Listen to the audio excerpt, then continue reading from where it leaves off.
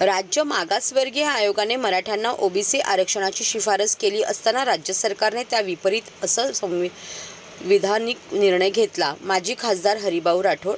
राज्य मागासवर्गीय आयोगाने शिफारस मराठा समाजाला ओबीसीचे आरक्षण देण्याची केली असताना राज्य सरकारने मात्र वेगळ्या आरक्षणाचा कायदा पास करून 10% वेगळे आरक्षण दिले आहे. हे उघड राज्य मागासवर्गीय आयोगाच्या शिफारशीची अवहेलना करणारा असंविधानिक निर्णय आहे. मनोज जरांगे पाटील यांनी नव्याने आंदोलन सुरू केले असून मराठा समाजाला ओबीसीमधूनच आरक्षण द्यावे अशी त्यांची मागणी आहे. या मागणीला आमचा संपूर्ण पाठिंबा असून राज्यात कायदेशीररित्या सर्वोच्च न्यायालयाचे या निर्णयानुसार राज्यात उपलब्ध झालेल्या बाटिया आयोगचा इम्पिरिकल डाटा आणि सुनील शुक्रे यांच्या राज्य मागासवर्गीय आयोगाच्या अहवालानुसार ओबीसींच्या आरक्षणाची मर्यादा 48% इतकी वाढवू शकतो. राज्य सरकारने असेही 50% वर आरक्षण नेले असून एकूण आरक्षण 72% इतके झाले आहे. त्याऐवजी एकूण आरक्षण 78 इतके करता येईल आणि ओबीसी आरक्षणाचे उपवर्गीकरण सर्वोच्च न्यायालयाच्या इंदिरा साहनी या प्रकरणात दिलेल्या निकालाप्रमाणे तसेच भारतरत्न कर्पूरी ठाकूर यांच्या फॉर्म्युल्यानुसार प्रमाणे कुणबी, मराठा, लेवा पाटील, पाटीदार आणि राजपूत या समकक्ष असणाऱ्या जातींना वेगळे आरक्षण देता येईल. राज्यात यापूर्वी मागास, अतिमागास आणि भटके विमुक्त यांना ओबीसी आरक्षणाचे उपवर्गीकरण करून आरक्षण दिलेले आहे. तोच धागा पकडून सामाजिक न्यायाच्या दृष्टीने आणि ओबीसी आरक्षणाला धक्का न लागता आरक्षण देता येईल.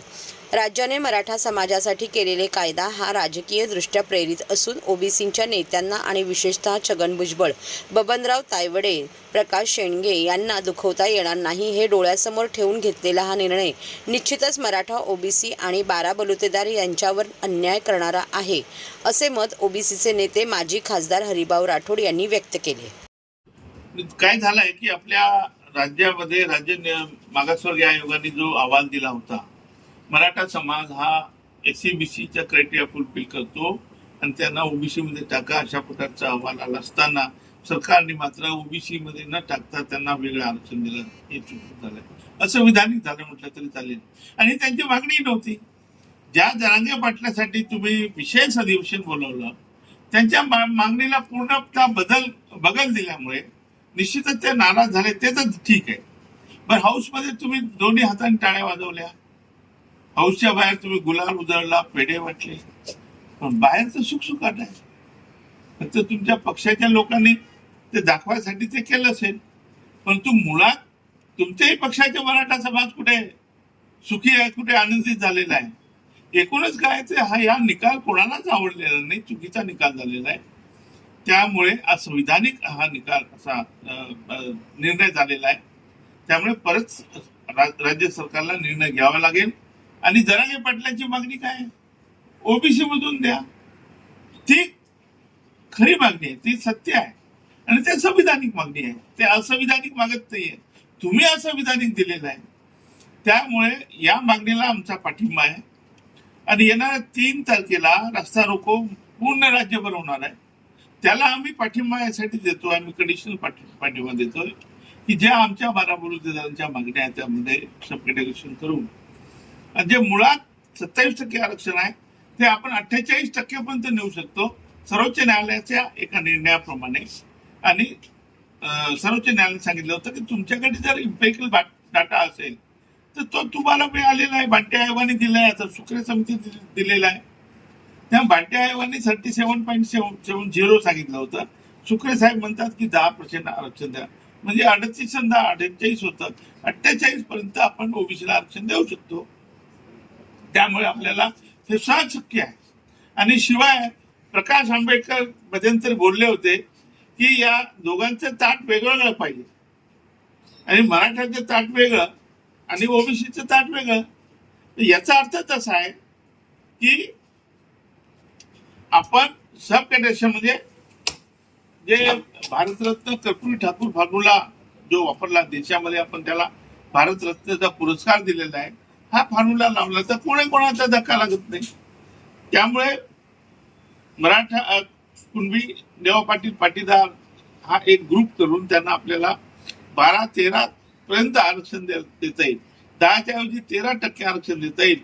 आणि त्यामुळे महाराष्ट्रामध्ये जे दोन समाजामध्ये जी भानगड लागली आहे ती होणार नाही. आमच्या भटक्यांचं आरक्षण वाढेल, आमच्या बारामतीदारांना आरक्षण मिळेल, आमच्या धनगराचाही 0.5% वाढेल, आमच्या वंजारी समाजाचा 1% वाढेल, आमचा जो विमुक्त समाज आहे, वडर आहे, बंजारा आहे, याचा 1% वाढेल.